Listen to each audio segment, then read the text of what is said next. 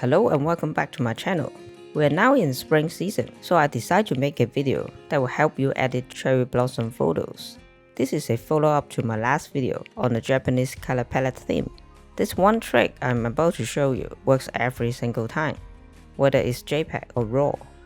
I'll be using the desktop version of Adobe Lightroom, but if you're using the free mobile app version, there's no problem at all. Without further ado, let's get started.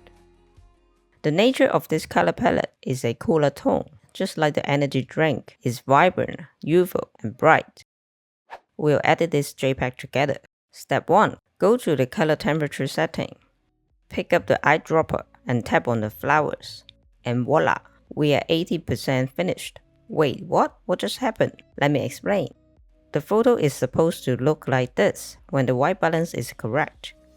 So when we adjust color temperature, not only does the flowers color shift, but the blue sky changes as well. This can be used with any photos that have a white part as a reference point to adjust the white balance.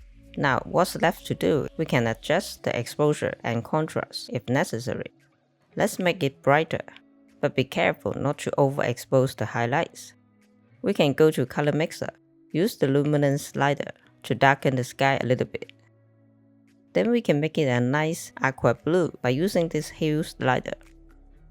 I think making the sky darker is a nice backdrop for the flowers. It makes them stand out. Now we can copy this setting and paste it to other photos.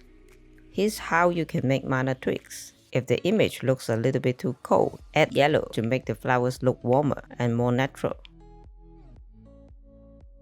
That's everything for today. Thanks for watching and supporting the channel. I'll see you in the next one.